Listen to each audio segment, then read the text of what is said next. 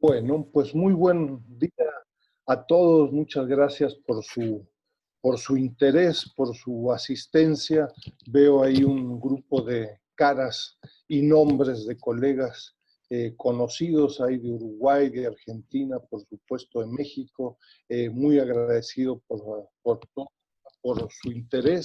Eh, Estamos hoy en la última conferencia de este ciclo de conferencias que realizamos en el Sechimex en los meses de mayo y de junio. Ante la pandemia tuvimos que suspender por obvias razones el ciclo de conferencias presencial y creo que logramos 10 conferencias de interés. Todas las 9 anteriores conferencias están en el portal del Sechimex, con el embajador, con la gente de la Secretaría de Relaciones Exteriores y otras, consúltenlas. Yo creo que son un valioso material, además de las otras 300 conferencias que tenemos en el portal de 2005, con temas, en fin, pues muy heterogéneos, como es la realidad en la relación entre América Latina, México con China, ¿no? También estamos muy contentos de continuar con la serie de publicaciones del cuaderno de trabajo del Sechimex. Sergio les comentará al respecto. Acaba de salir el segundo número de Jessica Dantes con un, me parece que muy interesante ejemplar y análisis sobre temas muy de actualidad sobre la comunidad china en la Ciudad de México, aspectos religiosos, educativos y de otra índole, ¿no? Entonces revisen estos cuadernos, como todo lo que hace el Sechimex es gratuito, no podemos más que invitarlos a difundirlo y a revisarlo. El día de, y bueno, y antes de brevemente presentar al ponente, les recuerdo la dinámica. Entonces, como en las ocasiones anteriores, tendremos una presentación por parte del doctor Sergio Martínez Rivera, de unos 30 a 45 minutos y tendremos un tiempo más o menos similar de preguntas y respuestas. Les recuerdo, las preguntas y respuestas se hacen vía el chat, en formato escrito, es decir, no les vamos a dar el audio a nadie por cuestiones de aprendizaje, por ponerlo de alguna forma. Entonces, el día de hoy contamos con la participación del doctor Sergio Martínez Rivera. Yo les recuerdo, Sergio es profesor de la Facultad de Economía y del posgrado de Economía de la Universidad Nacional Autónoma de México, es miembro de los del Centro Estudios China-México, que ha participado, igual que la doctora Yolanda Trápaga, en múltiples funciones, como todos, ¿no? Es el editor también de la revista Cuadernos de Trabajo del Sechimex y cuenta con una larga trayectoria de investigación, de cursos que ha impartido en la Facultad de Economía, en la UNAM y en otros lugares de América Latina, artículos, capítulos de libro, artículos, libros, etcétera, de lo cual nos comentará brevemente. El tema de su ponencia es el que todos conocemos, procesos urbanos en las economías emergentes asiáticas, el caso de la India y China, ¿no? Entonces, muchas gracias, Sergio, por tu tiempo y adelante. Bien, pues de igual modo les agradezco mucho su asistencia virtual y en este sentido pues estoy también contento por saber que pues todos están de salud y al menos hasta ahorita vamos muy bien, esperemos así seguir. Y en ese sentido pues también estoy contento porque pues se me da la oportunidad para poder presentar este tema que habría que señalar, pues es la continuación justamente de una serie de esfuerzos, no nada más individuales, sino también colectivos, en donde ahí en el Sechimex, junto con la doctora Trápaga y otros alumnos, pues estamos atreviéndonos a abordar un tema como es el de las economías emergentes, que pues del que se ha hablado mucho desde hace, pues ya yo diría, un par de décadas y que se vislumbra, pues van a ser protagonistas todavía un buen rato en el siglo XXI. Y por esa razón consideramos la pertinencia de este tipo de trabajos.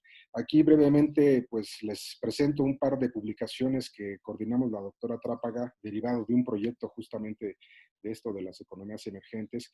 Desafortunadamente, como ahorita, contrario a lo que dice Enrique, pues estos no son gratuitos, estos son propiedad intelectual de la Facultad de Economía, si no, pues encantados se los podríamos socializar de manera digital, ya veremos cómo logramos eso en otro momento, lo cual pues es totalmente contradictorio en estas condiciones de encierro donde pues todos los stocks de libros que están en facultades y demás pues son inútiles si no se socializan, ¿no? Más allá de esta restricción y entrando en materia, en la pertinencia de este asunto, una de las cosas que nos hemos propuesto y nos hemos dado a la tarea, y sobre todo a la doctora Trápaga, que es la coordinadora de este eje de investigación, es justamente hacer aportaciones heterodoxas, más críticas acerca de pues, los procesos que están gestándose, si bien como objeto de estudio con China, también con el arrastre, con los fenómenos que incentiva alrededor del mundo, ¿no?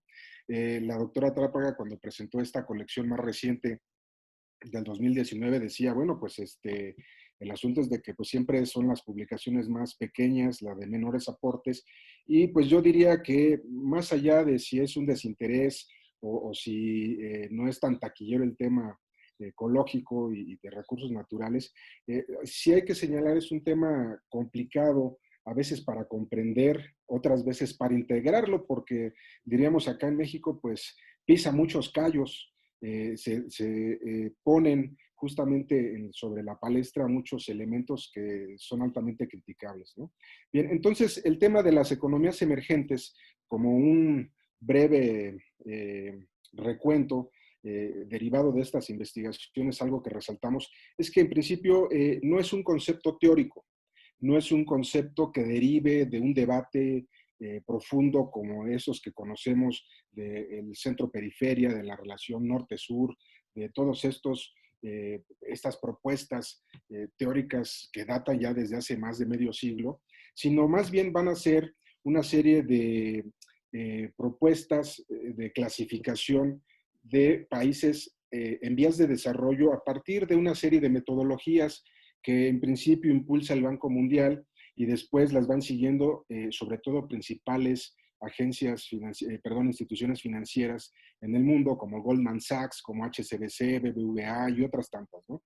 Cada una de estas hace sus clasificaciones de las economías emergentes de acuerdo a sus agregados macroeconómicos, a su relación comercial, de acuerdo a su índice de competitividad global, a su conexión con el mundo.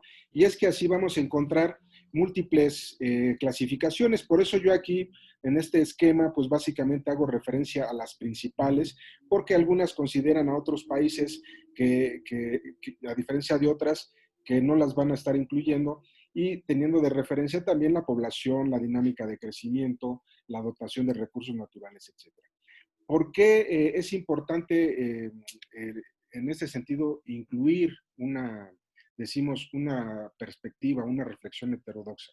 Porque, como ya lo apunté, básicamente uno se concentra en los principales elementos que causan asombro, es decir, son las economías emergentes, si pueden distinguir en este cuadro, las que desde hace años están sosteniendo la dinámica económica mundial, son las que aportan en mayor proporción al PIB mundial, y dentro de estas son las economías asiáticas y muy puntualmente es China y la India.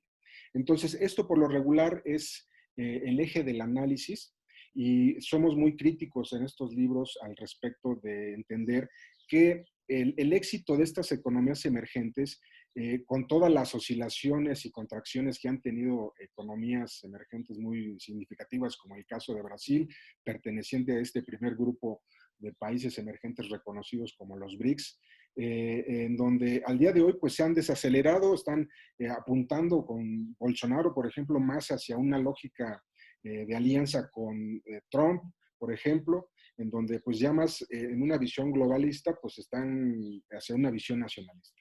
más allá de esas complicaciones políticas, criticamos, o más bien ponemos sobre la mesa, que mucho del éxito de estas economías emergentes, y aclaro, separando a China y a la India, pues no están descansando en principio en una política de desarrollo endógeno. Es decir, a raíz de que se dan estos procesos de deslocalización productiva, nuevos modelos de producción como las cadenas globales de valor y todo esto que ya conocemos a la perfección, entre ellos quienes nos han expuesto bastante sobre el tema y tienen publicaciones como el doctor Dussel, es justamente una estrategia de cómo se hace una división internacional del trabajo, cómo se va dando una especialización.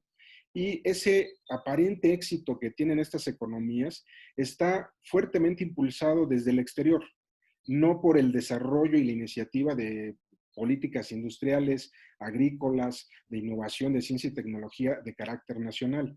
Por esa razón, cuando hay contracciones o cuando hay oscilaciones en el ciclo económico, vamos a encontrar que una fragilidad estructural en muchos países. Si a eso le sumamos la inestabilidad política y demás, vamos a evidenciar que el aparente éxito para algunas economías emergentes no lo es como tal. No obstante, sí, por esa razón, se cuece aparte China y sobre todo también la India que entra, ahorita vamos a ir vinculando este asunto con el tema de estudio de la presentación, porque en conjunto se tiene la perspectiva de que va a ser el bloque asiático en su conjunto, desde el centro hasta lo más a sureste y demás regiones, que van a marcar la dinámica económica mundial en las próximas décadas con más fuerza. Se van a posicionar como líderes, obviamente China, posiblemente también la India entre los primeros 5 lugares, desplazando las economías europeas y en ese caso, pues también a Estados Unidos. Entonces, así como van a ser el epicentro económico, también es lo que se tiene la expectativa de que van a ser escenarios de profundas transformaciones urbanas, territoriales, con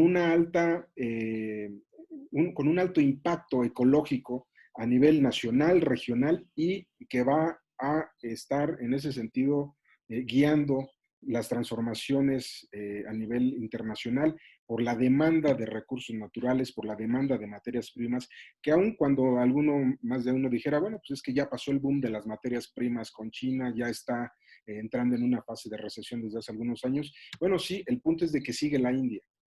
Y entonces, en ese sentido, como más adelante lo voy a explicar, vamos a ir presenciando todavía más la aceleración de procesos intensivos de extracción y de fenómenos de transformación territorial y además social. Entonces, ¿por qué ponemos mucho el énfasis en estos términos, en las economías emergentes? Pues porque van a concentrar todavía con mayor proporción al grueso de la población mundial.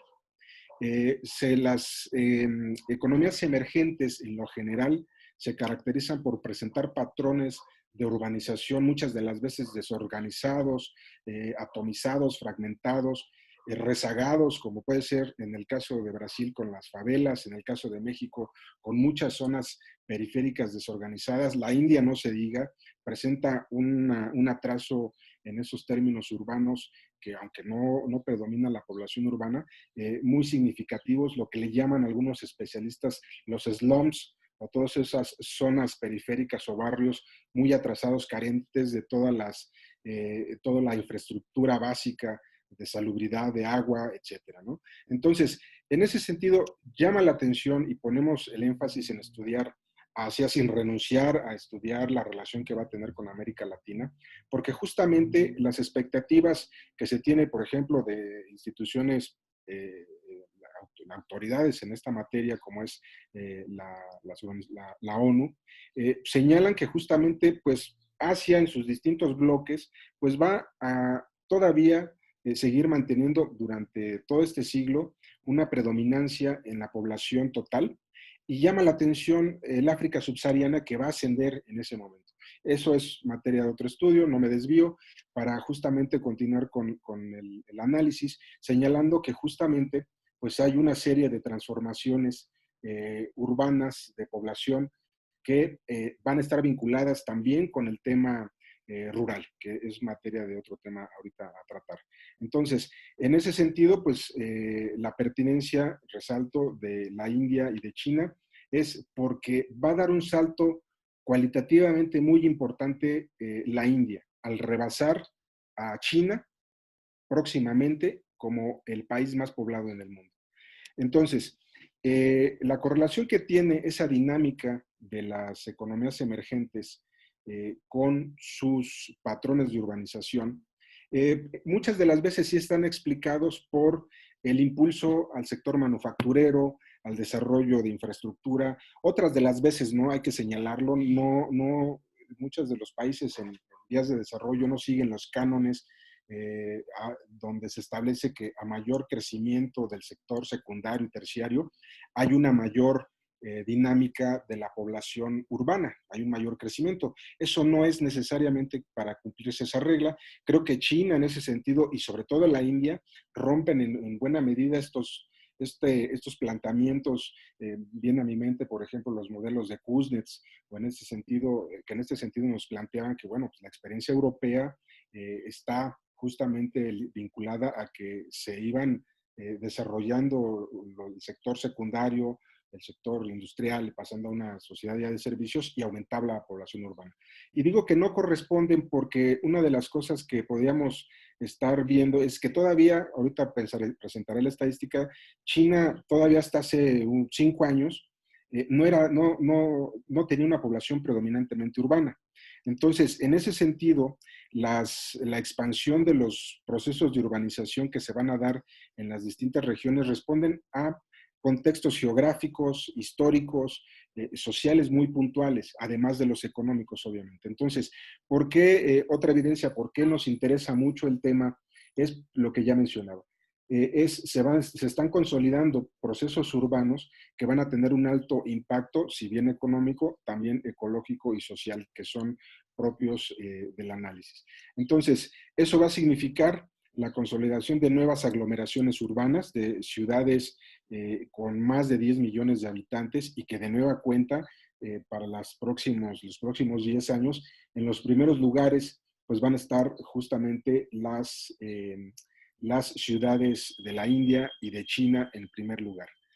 Lo que ya les mencionaba hace un momento, llama mucho la atención cómo todavía la India tiene una población predominantemente rural y está presentando tasas de crecimiento según el año, pero en promedio podemos decir que son del 7%, 7.5%, claro, según la fuente, pero ese es el promedio, y todavía no experimentan justamente este salto cualitativo que China decía ya lo hizo desde hace 5 años. Todavía la India tiene una población predominantemente rural, con todas las implicaciones y complicaciones que eso significa, y en esos términos, la expectativa que se tiene es que tarde o temprano, próximamente, también se dé ese salto a tener una población predominantemente urbana como lo hace China. En los contrastes, en ese sentido, entre los dos países, aquí la vemos, pues en efecto al día de hoy todavía la población china pues urbana predomina y decíamos esto próximamente cambiará. Entonces, en esos términos, algunos datos así para mencionarlos rápido, la presentación, como ya lo saben, se dejará ahí en el portal de Sechimex, por eso para ahorrar tiempo me saltaré algunas cosas. Vemos que los procesos sobre los cuales parte cada uno de estos dos países son muy diferentes. En principio estamos argumentando que próximamente, pues, los dos países van a concentrar a más del 50% de la población mundial. Por esa razón es un punto a destacar, algo muy importante. Van a estar justamente significando una punta de lanza en muchos aspectos para el análisis y eso nos exige hacer un análisis transversal, multidisciplinario, para comprender justamente los cambios que se van dando. Entonces, de manera visual, sabemos, pues China impulsó su dinámica urbana principalmente pues en toda la franja costera asociada a la creación de nuevos espacios urbano-industriales como las zonas económicas especiales y la expansión que comenzó a hacer hacia el oeste, que también es uno de los bastiones para dinamizar la economía china, además de todos estos aspectos que ya conocemos, y que en esta ocasión no los estoy incluyendo porque, bueno, ya ha sido parte de otras presentaciones en este Chimex, lo hemos expuesto también en los foros como el seminario de la Red América Latina y China, que habría que señalar, pues esto era parte de los trabajos que íbamos a presentar en la red, nos quedamos con las ganas como muchos, para el próximo año lo haremos, por eso ahorita nada más estamos haciendo una presentación a lo mejor un poco muy general y esperamos posteriormente dar más resultados, pero con lo que tenemos ahorita estamos sosteniendo una argumentación de que como estos países, en el caso de China, vemos, está paulatinamente ocupando territorio. En el caso de la India, toda la parte norte-noreste es la que tiene una mayor fuerza manufacturera industrial. Si hay una dinámica urbana menor hacia el centro, hacia el sur, pero el grueso de esa dinámica se concentra en esta parte. Elementos que son muy importantes para otras explicaciones que ahorita vamos a dar. Datos puntuales, decíamos, India, pues en un momento tenía una población urbana concentrada en las ciudades superior a China en el año 50, pero en la medida de que China implementa su proceso de modernización iniciado en el 78, esa tasa de urbanización cambia significativamente por las razones que ya explicamos y en ese sentido decimos al día de hoy, China, o al menos al 2005 en este análisis de esta periodicidad, se tiene una tasa de urbanización del 41% en comparación de la India, que para ese periodo era del 29%. Lo que ya mencionábamos, se espera que para este 2025, si bien China va a agregar 400 millones de personas de población urbana, para que al final represente el 64% de su población total, la India va a agregar 215 millones a sus ciudades. Entonces, esto es algo muy importante porque va a estar dando paso a la reconfiguración, no nada más en términos físicos, no nada más en términos, en ese sentido, materiales y concretos de la construcción de infraestructura, de edificaciones, sino también esa parte social que a veces escapa en los análisis o que se hace de una manera muy básica en su explicación, y es cómo, si bien va incrementando el poder adquisitivo de la población y que si algunos de ustedes lo sabrán muy bien, es objeto de estudio para las empresas porque se habla de que, bueno, ya China al tener, por ejemplo, eh, una población importante colocada con un mejor ingreso, la famosa nueva clase media china, y a lo que apunta también la India, representa un mercado, representan consumidores, un potencial de expansión para las empresas, y es el análisis hacia donde se va centrando siempre la discusión. La propuesta que hacemos, que no es tampoco novedosa, pero decimos, bueno, hay que incluirla, es cómo se van dando transformaciones en los patrones de consumo, cómo esa nueva clase media, que también es criticable hablar de una clase media, cuando en realidad para algunos sería pues solamente una clasificación de población basada en ingresos, representa que incrementen su patrón de consumo, pero desde una perspectiva más occidental, con todo lo que implica, desde el punto de vista de la adquisición de bienes suntuarios, desde el punto de vista de la presencia de también cierto tipo de incluso padecimientos por consumir alimentos más industrializados, etcétera, ¿no? Entonces, este tema también es una de las características de estos procesos que es muy relevante señalar. Por lo regular, decimos, los análisis de los procesos tienden a ser analizados desde una perspectiva técnica.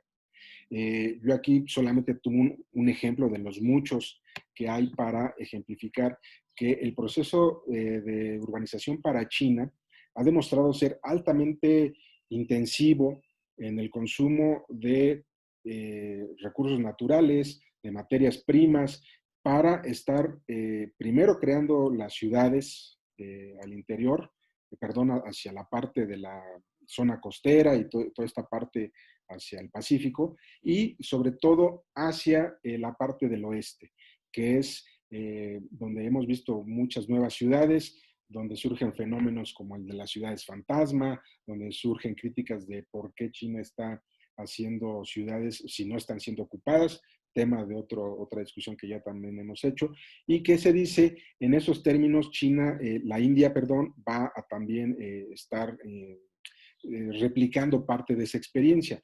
Entonces, esto de la creación de infraestructura urbana masiva se va justamente a vincular, en el caso de la India, por ejemplo, con la expansión del ferrocarril. Todos sabemos, en el caso de la India es uno de los países, ahorita no tengo el dato a la mano, es uno de los países que tienen una de las mayores superficies de líneas de ferrocarril. En esos términos también tenemos que incluir carreteras, tenemos que hablar de toda una infraestructura de logística que va a servir justamente para dinamizar la parte urbana industrial que pretende la India impulsar y que para el caso de China sabemos ya está más consolidado. Y ahí encontramos otra diferencia, haciendo un poco también la aclaración hasta este momento, no estoy haciendo una comparación de quién avanzó más o quién avanzó menos, sino estamos poniendo sobre la mesa la dinámica de un país y del otro, que es el caso de la India, que va poco a poco aproximándose a un poco encontrar su propio modelo de expansión urbana, también económico, con sus distintas explicaciones y que ahorita profundizaría un poco más. Más bien se trata de hacer un resumen de cómo en el caso de China, con todo lo criticable que es, con todos los detractores que se tienen, yo creo que sí nos deja mucho la experiencia china para entender muchos de los proyectos que están logrando en el corto plazo. Nada es perfecto, todo si le buscamos van a tener muchas críticas, pero han logrado un modelo, yo diría en ese sentido, ya más maduro, ya más bien, ya muy articulado, con una serie de políticas que en ese sentido están poniendo orden en muchos aspectos, que la India, por supuesto, todavía está apenas en ese sentido entrando en una dinámica de esta naturaleza, al estar justamente presentando pues una gran cantidad de atraso en todo el territorio. Entonces, en ese sentido, algunos ejemplos que podemos poner para contrastar justamente esta forma de administración urbana, lo vamos a ver, por ejemplo, en el caso chino, y ahí pues el Sechimex tiene experiencia ya, yo diría ya desde hace años, cuando nos tocó presenciar, publicar, en algunos casos organizar un seminario ahí con la Ciudad de México, donde veíamos que las ciudades chinas tienen la capacidad de generar acuerdos, proyectos financiados, si bien autorizados desde el Estado chino, desde una parte muy superior, pero también las ciudades tienen una cierta capacidad y autonomía para posicionarse y promover hacia el exterior proyectos. Decía el caso de la Ciudad de México porque existía, y siempre tengo la duda, pues en qué quedó el famoso hermanamiento de la Ciudad de México y Pekín, porque justamente daba mucho desde la paradiplomacia, ver cómo a esos niveles de gobierno, de negociación, pues se pueden lograr cosas muy importantes. Caso contrario para la India, donde no tienen todavía en esos términos una dinámica entre sus ciudades en la forma de cómo se pueden vincular hacia el exterior, salvo las ciudades más representativas que conocemos, como puede ser el caso de Bombay o el caso de Delhi y otras así por el estilo, que son las que van a resaltar tradicionalmente. Entonces, no obstante, y por eso señalo, no es que nosotros hagamos caso omiso de la dinámica de la India, porque viene una parte interesante. ¿Qué potencial se observa o qué se percibe en el caso de la India en su relación con China y en su relación con el mundo? Y que van a justamente todavía consolidar más y en ese sentido profundizar los procesos económicos, urbanos, industriales, es que China, en principio, por ejemplo, la India, tiene un potencial demográfico que se estima va a ser una fuerza de trabajo abundante, joven, barata también, algo que experimentó China ya en su momento, y que a diferencia de China, por ejemplo, su población ya está haciéndose más vieja. Está, en ese sentido, el famoso bono demográfico, ahora lo va a tener la India. ¿Y por qué es relevante todavía con más razón? Pues justamente porque en ese sentido los planes y los proyectos que se tienen considerados por parte del gobierno indio van a ser muy importantes para la atracción de inversiones y de empresas en ese contexto. Esto que estamos ahorita discutiendo también ya es conocido, por esta razón se justifica, por ese envejecimiento de la población, se justifica que China modificara la política del hijo único. Entonces, en esos términos, otro tema que había olvidado apuntar es que China logra tener un proceso de urbanización, digamos, más ordenado, justamente porque los instrumentos que implementa en su momento, como la política del hijo único, que ya no está vigente y que también tiene muchas críticas y beneficios logrados, está también esta política de control migratorio que implementa China y que la India no lo tiene. En ese sentido, la corriente migratoria, los desequilibrios regionales que presenta la India son mayores por esta razón, porque justamente podemos encontrar desde lugares ya más modernos como Bombay o Delhi, pero que también tienen problemas periféricos, se multiplican de una manera significativa a su interior. Entonces, si a eso le sumamos que también pues hay un sistema de castas que, si bien se dice fue abolido en el 47, generan efectos muy significativos en cómo se consolidan cierto tipo de localidades, algo que pues yo creo que un antropólogo, un sociólogo nos ayudará a explicar mejor, pero que también es otro elemento que al final del día ayuda justamente a explicar por qué los procesos también son diferentes. Una parte ya más, yo diría, profunda, es la vinculación económica y regional que van a tener estos dos países en principio y con el resto del mundo, y para el tema que estamos discutiendo. El famoso tema de la ruta de la seda, que sabemos es admirado por muchos, considerado como uno de los megaproyectos mundiales del siglo XXI, que va a tener, según las interpretaciones, no nada más como objetivo de diversificar el comercio, la economía en el bloque asiático, sino también hacia Europa, pues se dice va a ayudar a posicionar hegemónicamente a China en el mundo, a hacer frente a Estados Unidos. Y en ese sentido, habría que señalar la visión del gobierno indio no es en ese sentido tan optimista.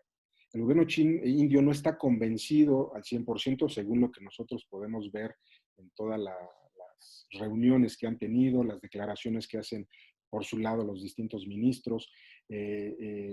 Son visiones muy escépticas del gobierno indio. Por una razón, por un lado, porque le va a restar a la India una cierta hegemonía particularmente en esa región, frente a sus vecinos con los que han tenido disputas históricas, concretamente con el caso de Pakistán. En esos términos, también el tema de la ruta de la seda va a significar, por el lado de la ruta marítima, pues una fuerte resistencia por el gobierno indio, porque significaría pues una mayor presencia también de China en esos territorios. No obstante, se habla de que, bueno, pues hace un tiempo, un logro que se pudo alcanzar es que este corredor de China, Myanmar, Bangladesh y la India, pues está ya más avanzado, está ya dando casi con su visto bueno al 100% el gobierno indio, y por esa razón, al menos por esa parte, es donde China va en principio a poder incorporar a la India. Como dato básico de también esta cuestión de renuencia entre China e India, pues son las disputas que también ha tenido en la frontera hacia el Himalaya, y que habrá que señalar recientemente, el mes pasado se dice una escaramuza de muy bajo impacto entre militares indios y chinos, y que pues se resolvió al final en muy buenos términos, pero el conflicto sigue bajo la lógica de definir dónde termina y dónde empieza cada uno de estos países. Temas geopolíticos de otra naturaleza que no son de mi área, pero es necesario mencionar. Bien, entonces, ¿por qué sigue siendo entonces, estamos en esta discusión, por qué es atractivo la India para China? Porque se habla de que este proceso de expansión que va a tener ahorita, si bien bajo un atraso urbano, de pobreza, pues el punto es de que se va a potencializar. Va a servirle a China para absorber esa gran cantidad de capital y de producción, en este caso puntual, por ejemplo, de ciertos bienes como el acero, plásticos de ingeniería pesada. China planea construir una red eléctrica que conectaría al Tíbet, a Nepal y a la India para justamente desarrollar distintos proyectos, entre los que se cuentan, ya mencionaba, el tema ferroviario, pero también en bienes raíces, en el comercio electrónico. Como sabemos, la India en ese sentido es una potencia en el desarrollo de software, en otra serie de servicios, como en el cine, por ejemplo. La India es uno de los países que más películas produce al año. En esos términos, muchos otros sectores en el sector terciario y en otras áreas, como puede ser las energías renovables, o en estos términos, invertir puntualmente en parques industriales. Entonces, decía al principio de la presentación, cómo se están proyectando los dos países y donde el proceso urbano va a ser fundamental, o se va a ir transformando. Bueno, el plan que tiene la India es este que se lanza por el gobierno indio, conocido como el Make in India. Es un plan muy ambicioso donde busca atraer justamente a todas las empresas posibles e inversionistas para invertir en 25 sectores clave, áreas muy importantes.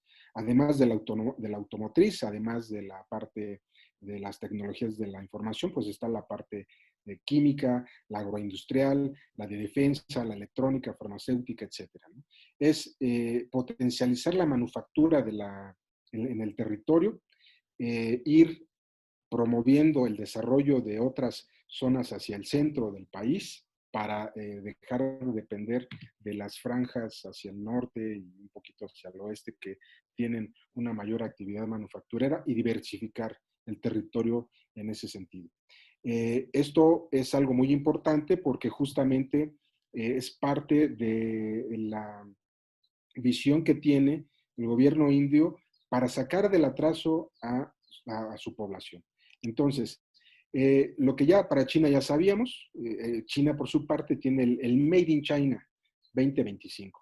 Es un proyecto que China lo tiene ya iniciado, que busca consolidarlo para esa fecha o posterior, y que a diferencia del caso de la India, en el caso chino es algo muy impresionante lo que pretenden hacer, porque si pueden ver en este pequeño esquemita, abarca una gran cantidad de áreas y de sectores donde busca la automatización en los procesos industriales, donde busca seguir desarrollando estos modelos de ciudades conocidos como los smart cities, las ciudades inteligentes, y que en esos términos van a dar un salto cualitativo en el contexto productivo, industrial, y que va a posicionar a China como uno de los líderes en estas áreas.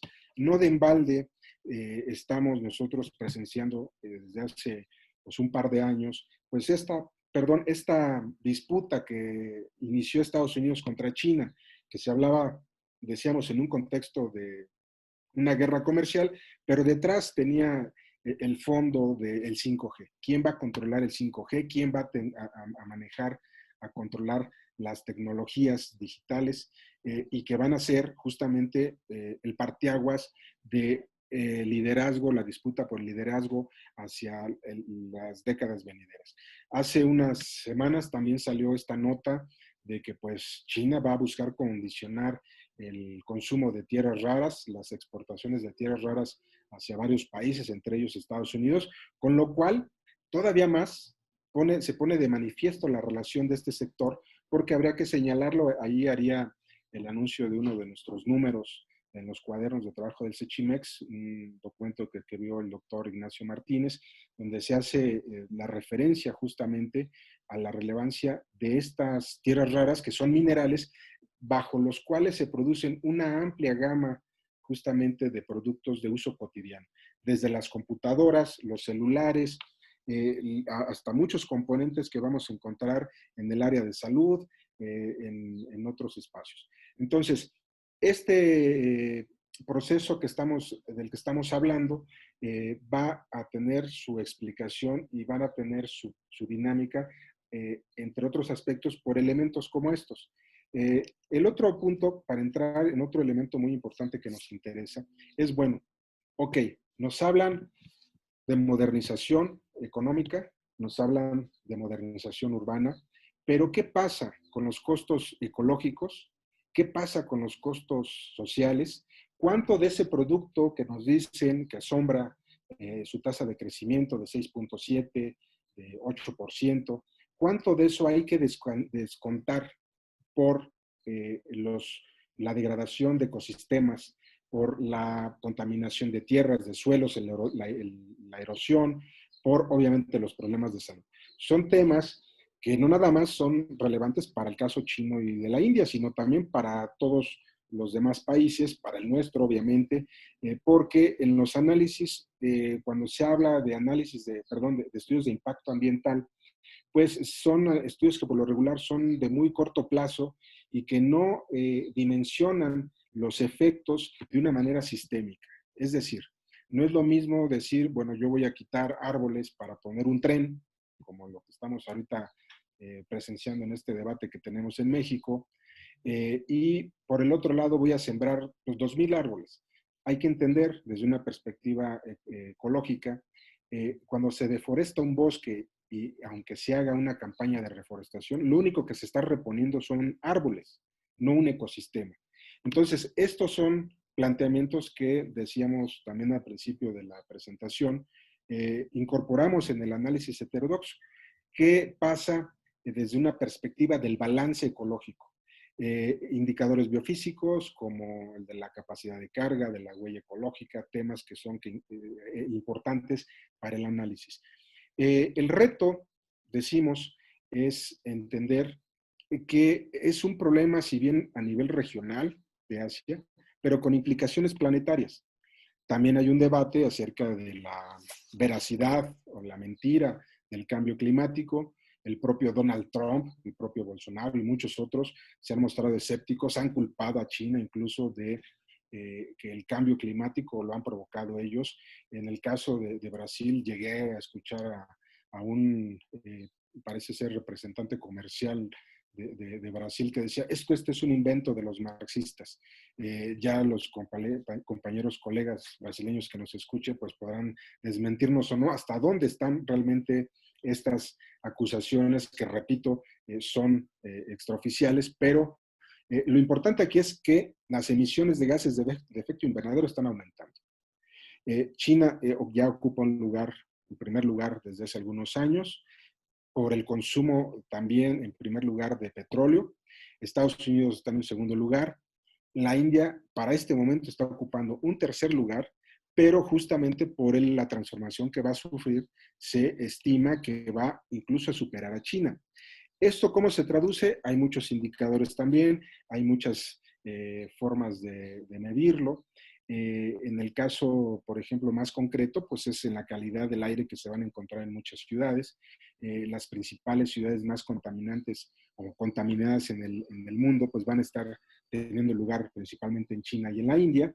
Y ese es justamente uno de los retos, es cómo se solventa al mismo tiempo que se expande el proceso urbano con los problemas ya existentes y los que se van acumulando.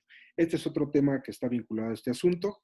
En el análisis también regional que se hace, hay distintas instituciones que están preocupadas, que han ofrecido análisis como este sobre la situación ambiental que va a estar enfrentándose en la medida de que la ruta de la seda, tanto por el mar como por la tierra, vaya concretando los proyectos que se tienen anunciados en materia de hidrocarburos, en materia de carreteras, de ferrocarriles y todo. Eh, Hacemos la aclaración, esto no se trata de pues, simplemente cerrar fronteras o de negarse justamente a el desarrollo de ciertos proyectos, pero el punto es cuáles van a ser realmente los impactos en el balance al final para cada uno de los países. Entonces, uno de los análisis que son pertinentes para comprender esto que estoy mencionando es que si nosotros visualizamos de acuerdo a la metodología de la huella ecológica, la metodología del análisis de capacidad de carga y de indicadores biofísicos, se parte de que todos los países tienen una dotación dada de ecosistemas terrestres y acuáticos.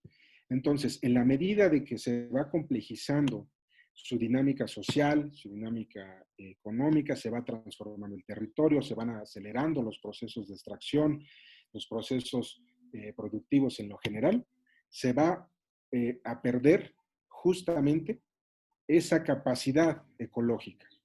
A ello hay que sumar, obviamente, las modificaciones en los patrones de consumo, los cambios en los bienes y servicios que se van a producir y que se van a consumir, junto con los desechos que eso significa. Entonces, esa dinámica de cada país va a estar condicionada en el tiempo y para países, por ejemplo, como el caso de China, como pueden observar en la gráfica, desde 1965, este déficit, aquí tenemos nosotros lo que es la biocapacidad por persona, es decir, es tanto como decir los ecosistemas per cápita, si lo queremos ver así, ya fue rebasada por justamente esa huella ecológica. Es decir, un habitante chino demanda más ecosistemas que los propios ecosistemas que tiene. O más o menos lo podemos entender, rebasa su capacidad biológica. En el caso de la India todavía no. Llama la atención que en esos términos la situación de la India apenas está rebasando mínimamente justamente bueno, mínimamente lo decimos por ser un número, pero ya en la realidad pues significa otra cosa, obviamente. Pero en ese sentido todavía no se parece justamente al caso chino. Esto es, yo diría, una llamada de atención a tiempo para el gobierno indio, para planificar al máximo justamente pues estos procesos de expansión y que en ese sentido pudieran evitar un colapso de los ecosistemas en ese sentido. ¿Qué otra lectura le podemos hacer a esto? Para sustentar esa dinámica que se está percibiendo en Asia y en estos dos países, el punto es que hay que traer de otros lugares, de otras latitudes, esa biocapacidad restante. Y por eso los países latinoamericanos, en el sur, en el centro, en el norte, en África, juegan un papel muy importante para China. Dado que China ya rebasó su capacidad biológica y también hay que señalarlo, está a través de distintas políticas tratando de salvaguardar sus procesos, más bien sus territorios ecológicamente, pues lo extrae, impulsa con mayor inteligencia en los convenios y demás, la conveniencia de garantizar el abastecimiento de materias primas. Entonces, en estos términos, a nosotros, desde esta perspectiva, no nos conviene. Es un argumento muy fuerte, yo lo sé, que causa mucho ruido, porque muchas economías latinoamericanas han basado parte de su dinámica económica en la exportación de recursos naturales y de materias primas. Pero hay que reflexionar en este sentido. Los ecosistemas son finitos, su capacidad de recuperación, su resiliencia, no se da a la velocidad de extracción y de degradación de los propios ecosistemas. Entonces, así como se está nombrando y ya para concluir, al siglo XXI como el siglo de la tecnología, el siglo de los procesos urbanos, pues también en ese sentido va a ser un momento definitorio en términos ecológicos. Para ya no extender la plática, yo diría, pues bueno, a modo de conclusiones preliminares, como les decía, es un planteamiento inicial del proyecto que estamos presentando de manera muy inicial, pues es Asia el epicentro económico, pero también en donde se van a dar los mayores procesos urbanos, es en estas regiones donde las economías emergentes van a tener un papel fundamental. También es en las economías emergentes donde se están dando en otras latitudes procesos de transformación urbana muy importantes, motivados por la llegada de empresas transnacionales, obviamente de las nacionales y también de proyectos de infraestructura. Y la conclusión más fuerte, al día de hoy, a pesar de que haya avances en China, en todos estos aspectos de la administración y la gestión urbana, todavía no podemos hablar de que China sea insustentable. Tomando de referencia los 17 Objetivos del Desarrollo Sostenible establecidos por la ONU, ninguna de las dos economías es sustentable, a lo mejor una es más que otra, pero hay que entender, la sustentabilidad no es nada más un avance técnico, sino también es la incorporación de variables cualitativas en términos sociales y de cómo se logra una armonía más compleja. Hay otros argumentos más radicales que hablan, pues bueno, es que este modelo es el que hay que hacerlo más funcional y más eficiente. Los más duros señalan, bueno, pues es que hay que cambiar el modelo, el patrón mundial, el modelo como tal, pero esa es la tarea civilizatoria que yo creo que tenemos, transitar hacia una nueva etapa en donde pues lo que hasta ahorita, la experiencia que estamos teniendo, logre revertirse. Entonces, bueno, fueron muchas cosas que se quedaron fuera. Muchas gracias por su atención y pues estaría dispuesto ahorita ya para poder intercambiar una serie de ideas y comentarios al respecto. Muy bien, muchas gracias, Sergio. Les comento a todos de nuevo que la presentación de Sergio y el video también estarán disponibles probablemente desde mañana en la tarde en el portal del Sechimex para ver, en fin, hay detalles de su presentación y de su PowerPoint, ¿no? Mira, hay un buen grupo de preguntas, Sergio. Como siempre, pues bueno, las preguntas se están haciendo ahí vía el chat. Me permito ahí resumir, retomar, si quieres, primeras 4 preguntas para hacer una ronda y tal vez después otra ronda, Sergio, ¿no? ¿Te Sí, muy parece? bien. Mira, la primera pregunta, comentario es por parte de Francisco Valderrey. Si pudieras comentar si existe algún proyecto o política de ciudades inteligentes en la India, ¿no? Tú comentaste el caso de China. ¿Existe algo parecido, comparable en la India o no? Un tema. Una segunda pregunta por parte de Manuel Antonio Román sobre las peculiaridades y características del desarrollo urbano en la India, si pudiera considerarse como un modelo más orgánico y más descentralizado que el chino, o cuál sería tu opinión al respecto, ¿no? Esa sería una segunda pregunta. Una tercera pregunta de Miguel Ángel Montoya. Si pudieras comentar algo sobre las diferentes respuestas de la India y de China ante la crisis de la pandemia actual y del COVID-19, ¿no? Si tienes conocimiento al respecto. Y tal vez una cuarta, y con eso terminamos esta primera ronda, de Nidia Egreni, que pregunta sobre si existen algo así como lecciones del proceso de urbanización por parte de China para la India, ¿no? Ella habla ahí de, en fin, de la mayor dependencia alimentaria y tecnológica probablemente en la India, pero ¿cuál sería tu opinión sobre estas lecciones de China para la India, ¿no? Muy bien. Bueno, sí, en efecto, la India sí tiene un proceso de transformación, o más bien de redirigir ordenar, orientar su proceso urbano. Esto lo mencioné muy rápido. Asume la India, ya también desde hace casi 5 años, lo que se conoce como la nueva Agenda Urbana de las Naciones Unidas, que establecen la Directriz de Desarrollo Urbano Sostenible, en donde pretende, decíamos, erradicar los slums, todas estos asentamientos irregulares que abundan en distintas regiones de la India. También está este programa, para contestar un poco la siguiente pregunta, es el tema de las Smart Cities Mission, que es transformar 109 centros urbanos para justamente darles ese carácter de inteligencia. Pero habría que señalar qué entendemos por una ciudad inteligente, porque es un término también muy criticable.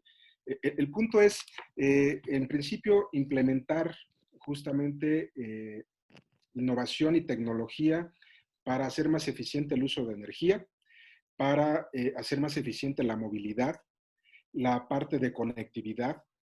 Ahorita lo vimos de manifiesto, pues no todos podemos tener la misma capacidad de respuesta y de conexión ante la pandemia. Pues somos afortunados los que estamos en casa ahí, aunque sea con un iPad viejita, pero iPad al fin y al cabo y con electricidad. Bueno, en esos términos es necesario señalar que lograr un modelo funcional de economía de ciudad inteligente está vinculado con la parte de ciudades verdes que el gobierno chino ya tiene en proyectos. La doctora Trapagay le voy a echar la bolita, ha sido muy crítica al respecto. Dice, no, es que los chinos, y bueno, ahorita podría ya comentar, aunque sea algo bien escrita, pero tenemos ese debate. Y yo diría, bueno, es que sí están en un proceso habría que darles el beneficio de la duda. Vincularlo con este tema de lecciones para la India, yo creo que una de las cosas que es importante señalar es la forma en la que el gobierno chino tiene una ventaja para de manera vertical establecer los proyectos. Esto le ha dado mucho éxito porque pone en orden justamente a la población. Lo vimos, la capacidad de respuesta en Wuhan ante la pandemia. Pues digo, aquí en la Ciudad de México no podemos ni controlar a los vecinos, ¿no? O sea, ese es un ejemplo de centralización. Entonces, centralización o descentralización, hasta dónde es conveniente, yo creo que es muy debatible. También yo señalaba, las lecciones no necesariamente tienen que ser aspectos positivos, las medicinas no necesariamente tienen que saber bien, porque en ese sentido China, si no hubiera implementado el Hukou y no hubiera implementado la política del hijo único, imaginen ustedes el desequilibrio regional que se hubiera presentado. Entonces, esas son lecciones. Entonces yo diría, hay que poner orden cuando hablamos de este tema, porque unas cosas son los aspectos técnicos, una cosa es cómo se implementan políticas energéticas de movilidad en esos términos de cómo se sustituyen autos eléctricos, cómo aplicas un programa de hoy no circula en Pekín, por ejemplo, cuando hay contingencias. Nosotros en Sechimex hemos tenido participación de empresas como Bimbo, donde nos dicen, cuando hay contingencias ambientales en Pekín, no nada más paras actividades urbanas básicas, paras literalmente actividades industriales muy importantes. En el caso de Bimbo decían, pues dan la orden y tienes que parar la producción. Aquí en la Ciudad de México o en otras donde hay contingencias, por ejemplo, ¿cuándo se va a ver que paren por ejemplo, la Corona, quienes ubican aquí en la Ciudad de México, ahí en Río San Joaquín, sería imposible frenar la producción? Entonces, en ese sentido, yo creo que el tema de la descentralización sí es un poco más descentralizado a lo mejor en la India, pero yo diría es que no propiamente estaríamos hablando de que se le están dando capacidades y responsabilidades al resto de las ciudades. Lo que pasa es que están en un proceso, como decía hace un momento, vinculándose a proyectos de Naciones Unidas que están capacitando a a distintas ciudades, a funcionarios, toda la estructura en ese sentido que implica llevar a cabo, el proceso de ordenamiento, ¿no? Entonces, para concluir esta respuesta de las lecciones, depende de en qué renglón queramos hablar. Yo diría, bueno, pues a lo mejor sería conveniente un hukou para el caso de la India, pero ya lo decimos, el tema del sistema de castas que resalté, se supone que ya no existe, pero en muchos poblados los vemos presentes, es un tema que no podemos omitirlo.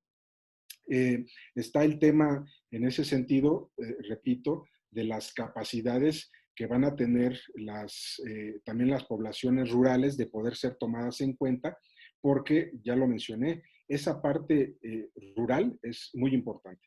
¿Qué lección podríamos decir? Bueno, China lo que hizo fue llevar modernización hacia los centros rurales, llevó procesos justamente como las empresas rurales, que es un modelo que sabemos es muy viejo, lo hizo más funcional para darle mayor valor agregado a los productos. Esa es otra lección de cómo llevar justamente la actividad urbana hacia las partes rurales y en ese sentido dar un mayor nivel de infraestructura, pero todo radica justamente en el plan y cómo se va a estar diseñando.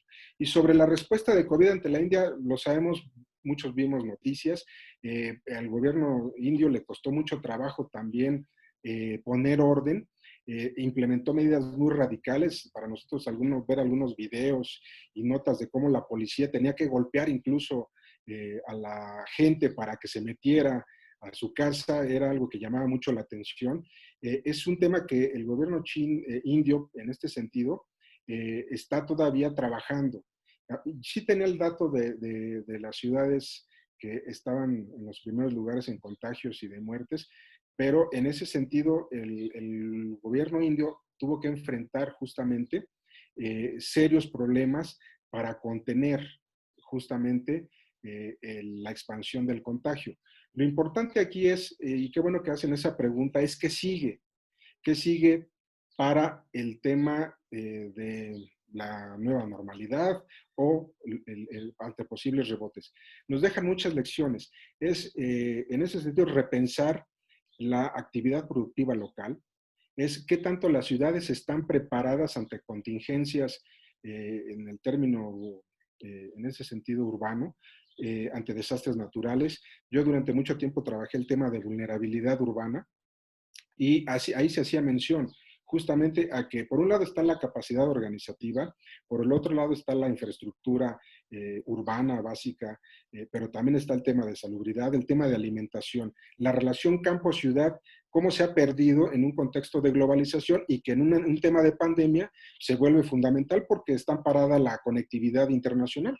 Entonces, eso sería, digo, para no extenderme, dar paso a otras preguntas, una síntesis de estos temas, ¿no? Bueno, muchas gracias, Sergio. Mira, para esta segunda pregunta, esta segunda ronda, un grupo de comentarios, sugerencias, preguntas mías, ¿no? Una, desde tu perspectiva, ¿qué tan relevante e interesante es utilizar este concepto de economías emergentes que tú mismo al principio cuestionabas, ¿no? Uno pudiera decir, pues bueno, son un grupo de economías aspirantes o suspirantes por ahí, ¿no? En fin, pues, con base en un grupo de indicadores de Jeffrey Sachs y algunos otros, que por cierto tú y yo sabemos que cambian constantemente. Entonces es una perspectiva muy empiricista, por decir algo, y al 2018 son 30 países y el 2019 son 45 y en la crisis del COVID en el 2020 pues ya son 15 porque pues las expectativas se reducen. ¿Qué tanto sentido tiene este concepto, ¿no? Perdón, un tema. Dos, el sentido, y no te estoy incluyendo en este grupo, pero el sentido de juntar a China y a la India, ¿no? Esto está, yo te diría, crecientemente de moda. está vinculado con este tema de las economías emergentes. Pues las dos economías son grandes, las dos crecen y entonces pues vamos a juntar a las dos, ¿no? Sin embargo, China y la India, yo creo que fuera de eso y algunos otros temas que tú has señalado, tienen muy poco que ver, ¿no? Es decir, los grados de industrialización del PIB per cápita, de desarrollo en términos efectivos que ha logrado China como la economía más grande del mundo, etcétera, pues no tiene nada que ver con la India, ¿no? Y acá no hay buenos ni malos, no tengo nada en contra de la India, pero con suerte en un par de décadas China suspirará a estar cerca de China, de India de China, y lo más probable es que no. Entonces, ¿tiene sentido comparar ahí peras y manzanas? Creo que no, ¿no? Y un último tema, la pregunta a la que tú hacías referencia hace un momento, si en términos de urbanización y más amplios de desarrollo, la principal diferencia es efectivamente este grado de centralización y descentralización. No estoy seguro de ello. Desde otra perspectiva, una de las principales características de China no es su centralización. Me parece que es el sector público en China, bajo el liderazgo del Partido Comunista Chino, y sorprendentemente con un altísimo grado de descentralización, ¿no? No es esta estructura vertical, sino que hay un diálogo dentro del Partido Comunista Chino, ¿no? Claro, ese sector público no existe en la India, no existe en México y no existe en muchos otros lugares, ¿no? No estoy justificando, pero estoy simplemente buscando discutir si efectivamente el tema de la centralización es el principal tema, ¿no? A ver, ese sería un grupo de preguntas y como hice las preguntas, pues no pude ver las preguntas en el chat. ¿Por qué no empezamos con eso? Veo las preguntas y continuamos. ¿Te parece? Perdón. Bien, yo creo que lo interesante de estos debates es justamente el intercambio de ideas. Lástima que no podemos integrar a toda la gente a un diálogo más amplio porque pues hay perspectivas. Yo creo que en principio, sobre el punto que hablas de la relevancia o no de hablar del concepto, hice la aclaración. Yo creo que en este proyecto que coordinamos y que hacemos referencia junto con la doctora Trápaga, ese fue uno de nuestros debates primarios, principales, ¿no? Yo creo que la forma en la que se aborda el asunto dominantemente es empirista. Subió y bajó el PIB, subió y bajó la pobreza, entonces como en este año ya pues Brasil se cayó, pues entonces hay que quitarlo, entonces ya no va a ser BRICS, entonces va a ser RICS, ¿no? Entonces, ¿cómo le debemos? Entonces están los IBETs, están los Nido de Águila, están una gran cantidad de acrónimos. Yo creo que lo relevante de este asunto no es esa visión que le da una corriente de especialistas, sobre todo en la parte financiera, sino el impulso que está generando al menos los más consistentes. Obviamente es China, pero también la relevancia, la consistencia no es nada más por el asunto en estos términos económicos, sino también ya desde un punto de vista geopolítico, la influencia que están teniendo el resto de los países, claro, los más competitivos o los de mayor presencia y en esos términos de una mayor relevancia, como el caso de la India en términos militares, o sea, es algo muy importante. Porque justamente de acuerdo a la dinámica que van teniendo cada año, cada 5 años, ascienden y descienden estos países. Por eso yo les decía, en un mapa vamos a ver que hay 5 rojos. En el mapa que yo les puse, por ejemplo, no están incluyendo a Chile, no se estaba incluyendo a Perú, no se estaba incluyendo a Venezuela, pero de acuerdo al año es que van a tener presencia.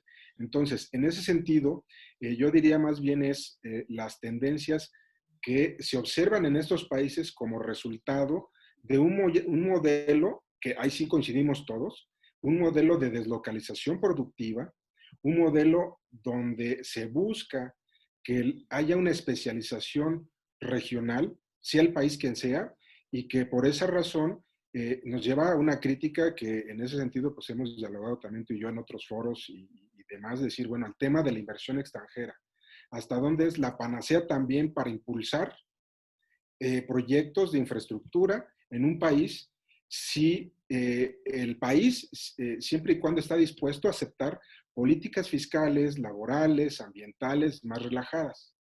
Si entonces no cumples con eso, entonces yo no voy. Entonces, por eso ya es esa crítica. Bueno, lo que hay que buscar atrás de esto es que el aparente crecimiento de las economías emergentes está con alfileres.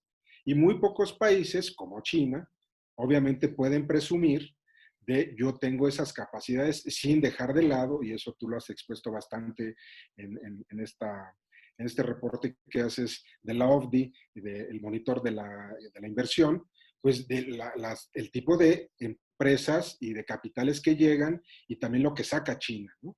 Entonces, muy pocos países pueden tener la capacidad de realmente establecer sus condiciones. Y eso, lástima que no está aquí el embajador Anguiano, que nos podría dar toda una cátedra de hasta dónde es la centralidad y hasta dónde es la descentralidad, ¿no?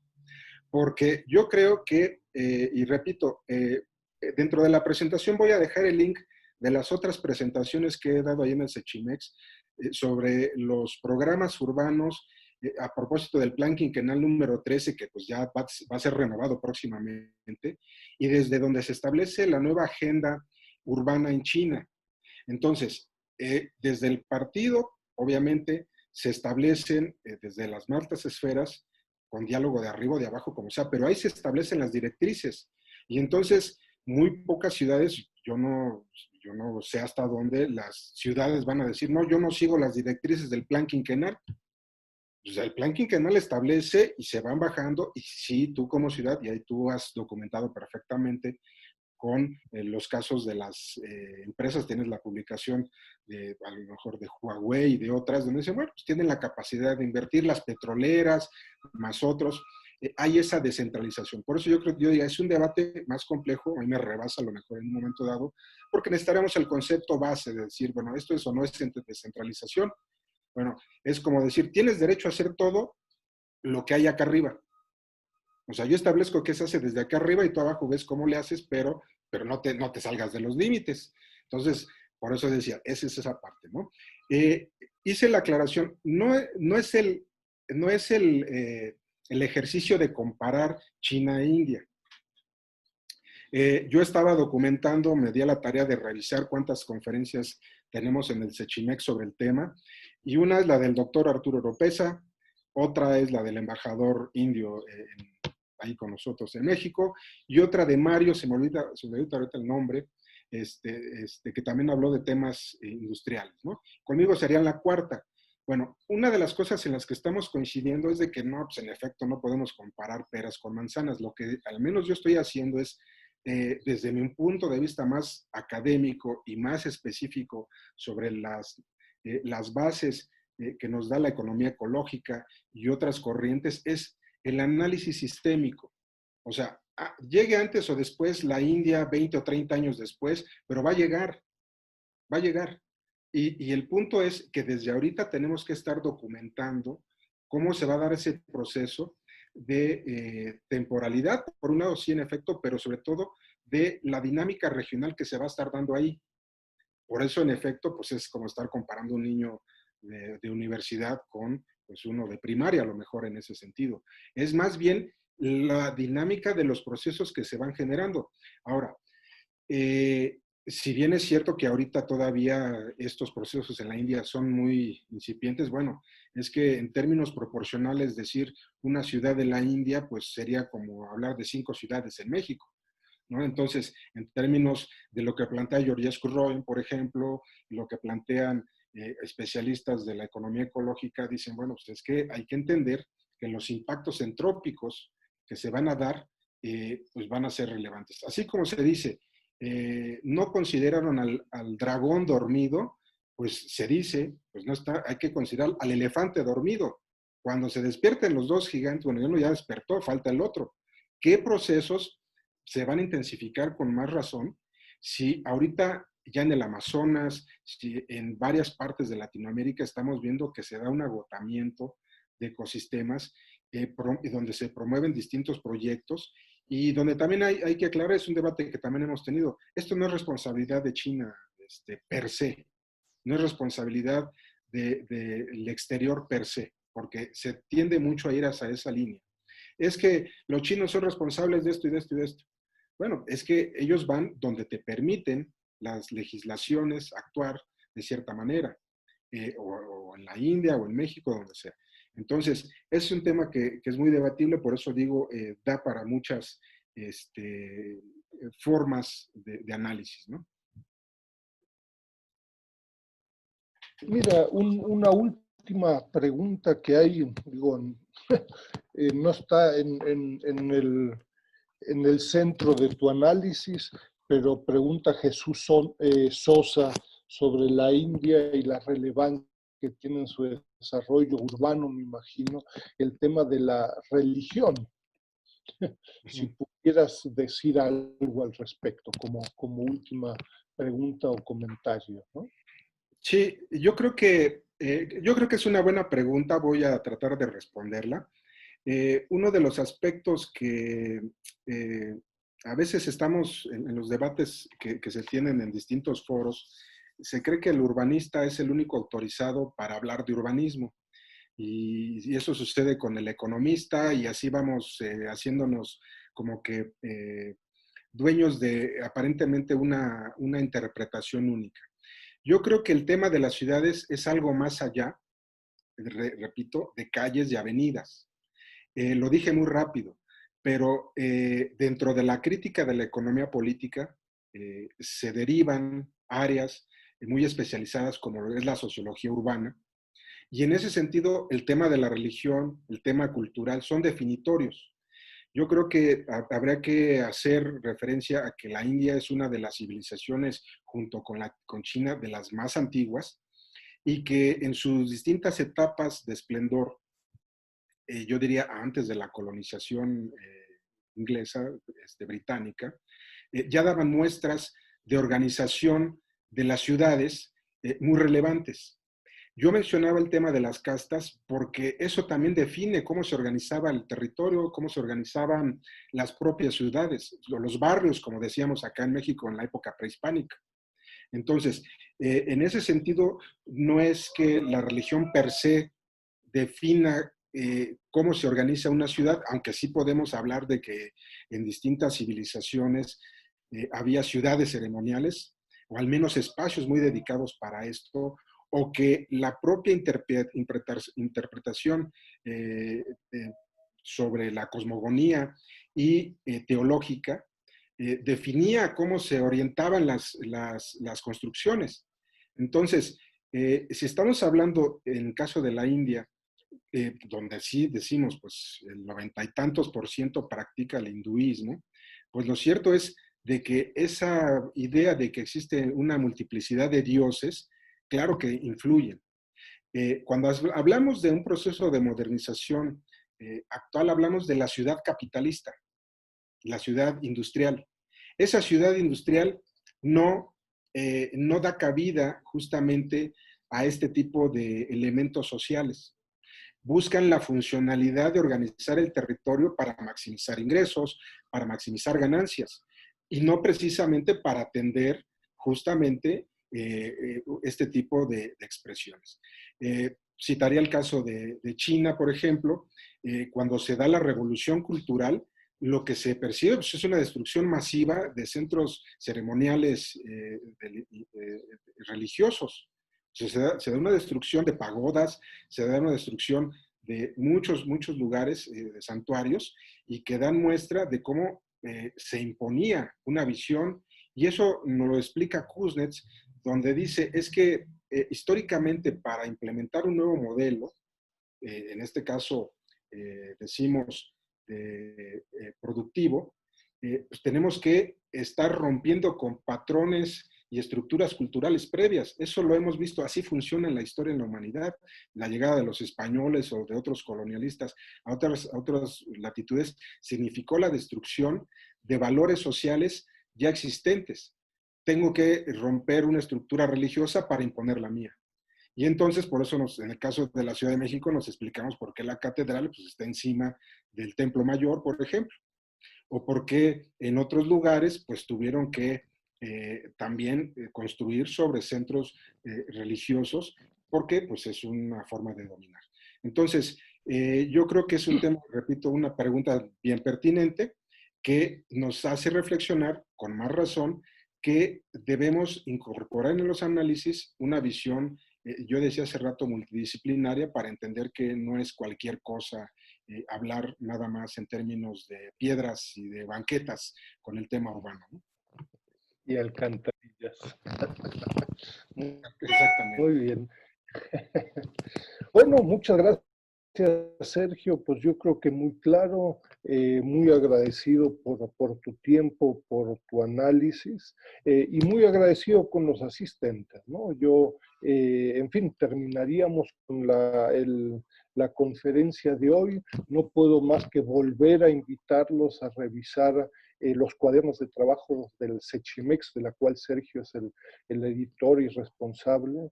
El último número, cito acá el título, la inclusión de estudiantes chinos al sistema educativo mexicano, reflexiones sobre el caso de la Ciudad de México, de Jessica da Costa Dantas. Es un interesantísimo documento y análisis, como decían por ahí, hoy, ¿no? Es decir, de alta actualización sobre la integración de las nuevas comunidades chinas a las ciudades y las urbes, en este caso la Ciudad de México. Muy interesante. No puedo más que invitarlos a revisarlo ahí en el portal del Sechimex. Y con esto me despido, pues hemos tenido en mayo y junio 10 interesantes conferencias y el Sechimex, bueno, pues sigue trabajando no obstante la pandemia, y estaremos en contacto con ustedes para invitarlos a futuros eventos, ¿no? Pues muchas gracias, revisen las conferencias de nuevo, tenemos un muy valioso grupo de más de 300 conferencias que estoy muy seguro que pueden ser de gran interés para prácticamente la totalidad de todos ustedes. Y bueno, me despido a nombre de la doctora Yolanda Trápaga y a mi nombre me despido de ustedes y no puedo más que desearles mucha salud. Y muchas gracias también a Rolando por todo su apoyo técnico para permitir estas conferencias. Buen día, ¿no? Muchas gracias. Gracias, Sergio. Hasta luego, buen día. Hasta luego.